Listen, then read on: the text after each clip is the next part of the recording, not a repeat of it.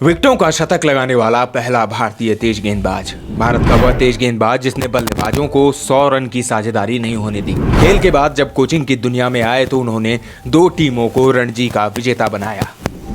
भारतीय टीम का वह तेज गेंदबाज जिसके बाउंसर से खौफ खाते थे विदेशी बल्लेबाज। भारत में क्रिकेट का क्रेज सिर चढ़कर बोलता है। वह एक दौर था जब क्रिकेट शहरों तक ही सीमित था, लेकिन अब क्रिकेट का स्वरूप पूरी तरह से बदल गया है। क्रिकेट खेलने के तरीकों में भी और उसकी पहुंच के रूप में भी भारत में खासकर क्रिकेट का सबसे ज़्यादा बोलबाला है। जब देश में टेलीविज़न और इंटरनेट का इतना जोर नहीं था, उस समय भी लोग कान में रेडियो लगाकर क्रिकेट को सुना और देखा करते थे।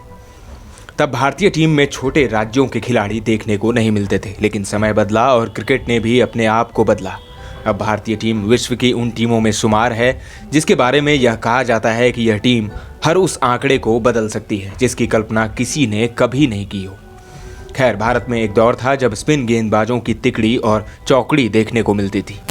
एक समय तो भारतीय टीम ने वह भी देखा है जब स्पिन गेंदबाज शुरुआती ओवरों में गेंदबाजी करने आया करते थे। हालांकि समय के साथ चीज़ें बदली और आज भारतीय टीम के पास तेज गेंदबाजों की एक पूरी लिस्ट है।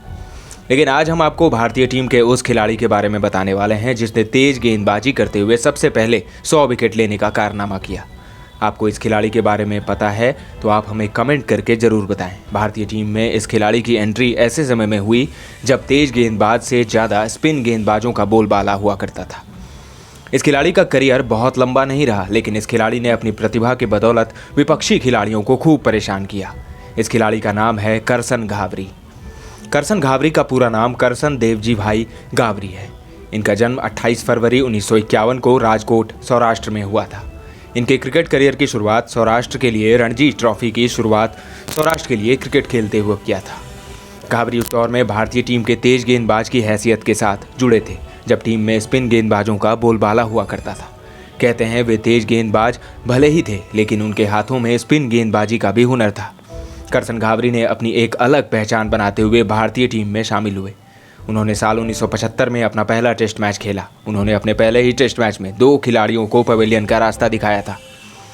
यह टेस्ट मैच भारत जीतने में कामयाब हो गई थी। इस टेस्ट मैच की दूसरी पारी में उन्होंने 27 रन बनाए थे।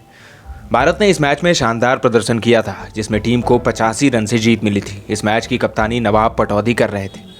करसन घावरी 2 विश्व कप के गवाह रहे हैं, पहला साल 1975 का और दूसरा साल 1979 का। दोनों ही विश्व कप में वे टीम के साथ जुड़े हुए थे। वे इन दोनों विश्व कप को लेकर बताते हैं कि यह विश्व कप 60 ओवर का हुआ था।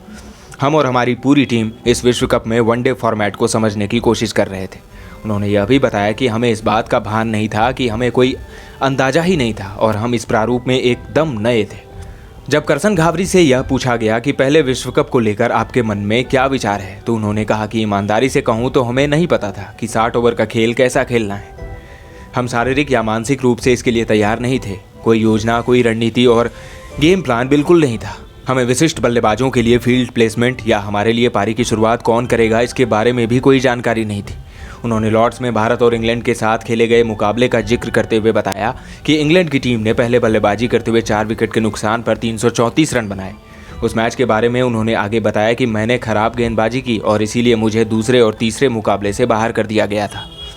मैंने इंग्लैंड के खिलाफ सबसे ज़्यादा रन दिए। उन्होंने यह भी स्वीकार किया कि जिस स्थान पर कप्तान ने फील्ड सजाया था, मैंने उससे गलत लेंथ पर गेंद डाली थी। आपको बता दें कि करसन घावरी ने उस मुकाबले में कुल 11 ओवर डाले थे जिसमें उन्होंने 83 रन खर्च किए थे। इस दौरान कप्तान ने मुझसे बात किया और कहा था कि देखिए कैसे स्कोरबोर्ड तेज़ी से चल रहा है। इस दौरान घावरी को मैदान पर और ड्रेसिंग रूम में भी डांट पड़ी थी। उन्होंने यह भी बताया कि साल 1975 के विश्व कप का फाइनल देखने के लिए हम लोगों को वहीं रुकने के लिए कहा गया था। यह फाइनल मुकाबला ऑस्ट्रेलिया और वेस्टइंडीज के बीच में हो रहा था। करसन पूरी तरह से अपने खिलाड़ियों के समर्थन में पहुंचे थे, जैसे आज भारत के दर्शक पहुंच जाते हैं। उन्होंने बताया कि उस समय Clive Lloyd, Alvin Kallicharran, Gordon Greenidge जैसे तेज गेंदबाजों की भरमार थी वेस्टइंडीज के पास और उन्हें खेलते देखना रोमांचित होने जैसा था। उन्होंने कहा कि हमें 1979 विश्व कप की टीम में भी शामिल किया गया। इस बार फिर से वही कप्तान थे, एस वेंकट राघवन। उन्होंने कहा कि यह विश्व कप हमारे लिए किसी पीड़ा से कम नहीं था। इस पूरे सीरीज में हमने एक भी मुकाबला नहीं जीता। हम श्रीलंका से भी हार गए। उन्होंने कहा कि इस बार भी पिछले साल की तरह कप्तान वही थे, उनकी भाषा वही थी, लेकिन उन्होंने गुस्सा कम किया। घावरी बताते हैं कि अगर आप मैदान पर गलती करते हैं तो आपको वेंकट को झेलना होगा। घावरी ने बताया था कि हम दोनों विश्व कप में सिर्फ सीखते रहे थे। उन्होंने बताया कि इंग्लैंड में उस दौर में संडे लीग एक दिवसीय टूर्नामेंट हुआ करता था और इधर वेस्टइंडीज के खिलाड़ी इंग्लैंड के काउंटी क्लब में क्रिकेट खेला करते थे। ऐसे में इन दोनों देशों के खिलाड़ियों को पहले पता था कि वनडे मुकाबले कैसे खेले जाते हैं। घाबरी विवियन रिचर्ड्स को लेकर बोलते हैं कि वे हमेशा गेंदबाजियों पर हावी रहे हैं। वे हमेशा कहते हैं साम्राज्य है और मुझे इस पर शासन करना है। करसन घाबरी से जब यह पूछा गया कि मैच समाप्त होने के बाद किस तरह की बात हुई थी, तो उन्होंने कहा कि बिल्कुल ही किसी तरह की कोई बात नहीं हुई थी, क्योंकि खेलने से पहले ही किसी तरह की योजना नहीं बनाई गई थी। वैसे भी हमारे लिए यह एक नया फॉर्मेट था। हम भले ही इन दोनों विश्व कप में फ्लॉप रहे हों, लेकिन भारतीय खिलाड़ियों को यहाँ सीखने का पूरा मौका मिला। शुरुआती 2 विश्व कप खेलने वाले इस खिलाड़ी ने साल 1976-77 के सीजन में न्यूजीलैंड और इंग्लैंड के खिलाफ श्रृंखला के बाद टीम में अपनी जगह पक्की कर ली थी। वे साल 1981 तक टीम का हिस्सा रहे। हालांकि उनके लिए सबसे सफल सीजन रहा साल 1978-79 वेस्टइंडीज दौरा, जिसमें उन्होंने 27 विकेट अपने नाम दर्ज किया था। इस दौरान घाबरी ने वेस्टइंडीज की बल्लेबाजी अटैक को पूरी तरह से ध्वस्त कर दिया था। यह वही टीम थी जिसका पूरे विश्व में तूती बोलती थी, लेकिन टेस्ट मुकाबले में घाबरी के आगे वेस्टइंडीज की टीम घुटनों पर आ गई थी। कहते हैं उस समय घाबरी के द्वारा फेंकी जाने वाली बाउंसर से वेस्टइंडीज के बल्लेबाज परेशान हो जाते थे। उन्हें समझ में नहीं आता था कि इस गेंदबाज के साथ क्या किया जाए, जिसका नतीजा था कि इनके नाम 27 विकेट दर्ज हो गए थे। साल 1981 में उनके करियर का सबसे बेस्ट स्पेल रहा था। यह मुकाबला भारत और ऑस्ट्रेलिया के बीच खेला जा रहा था। इस सीरीज के तीसरे टेस्ट मैच की दूसरी पारी के दौरान उन्होंने चौथे दिन लगातार 2 गेंदों में ऑस्ट्रेलिया के सलामी बल्लेबाज जॉन डाइसन और कप्तान ग्रेग चैपल को अपना शिकार बनाया था, जिसका नतीजा था कि भारत को मैच के 5वें दिन जीत मिल गई थी। 5वें दिन के हीरो कपिल देव रहे थे। करसन घाबरी भारत के पहले ऐसे गेंदबाज हैं जिनके नाम एक सुनहरा रिकॉर्ड दर्ज है। वे पहले ऐसे तेज गेंदबाज हैं जिन्होंने 100 खिलाड़ियों को अपना शिकार बनाया था। इनसे पहले कोई भी तेज गेंदबाज यह कारनामा नहीं कर पाया था। हालांकि उनका करियर बहुत लंबा नहीं चल पाया और वे टीम से बाहर हो गए। साल 1982 का इंग्लैंड दौरा उनके लिए आखिरी साबित हुआ। घाबरी के जगह पर मदन लाल को टीम में शामिल कर लिया गया था। लगातार 2 बार विश्व कप में खेलने वाले खिलाड़ी को तीसरे विश्व कप में खेलने का मौका मिला होता तो यह खिलाड़ी भी विश्व विजेता टीम का सदस्य होता। करसन घाबरी ने अपने क्रिकेट करियर में 39 टेस्ट खेले और 3.18 की इकोनॉमी से कुल 109 खिलाड़ियों को अपना शिकार बनाया है। इस दौरान उनका बेस्ट प्रदर्शन रहा है 33 रन खर्च कर 5 खिलाड़ियों को अपना शिकार बनाना। वहीं वनडे मुकाबले की बात करें तो करसन घाबरी को 19 वनडे मुकाबले खेलने का मौका मिला, जिसमें उन्होंने 4 की इकोनॉमी से 15 खिलाड़ियों को अपना शिकार बनाया। क्रिकेट के मैदान से दूरी होने के बाद उन्होंने कोचिंग की शुरुआत कर दी। वो मुंबई रणजी टीम के कोच बने, उसके बाद बंगाल टीम के भी कोच रहे। हालांकि साल 2006 में उन्होंने कोचिंग से भी अपने आप को अलग कर लिया, लेकिन वे क्रिकेट से जुड़े रहे। वे इस दौरान मुंबई क्रिकेट सुधार समिति का हिस्सा रहे।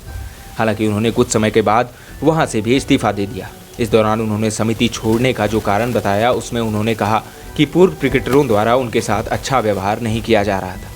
हालांकि उन्होंने कोचिंग छोड़ने के 13 साल के बाद एक बार फिर से कोचिंग की दुनिया में कदम रखा। साल 2019 में करसन घाबरी सौराष्ट्र रणजी टीम के कोच बने। इस दौरान सौराष्ट्र की टीम 7 सालों में 3 दफ़ा फाइनल में पहुंची। साल 2018-19 में सौराष्ट्र की टीम को विदर्भ से हार का सामना करना पड़ा था।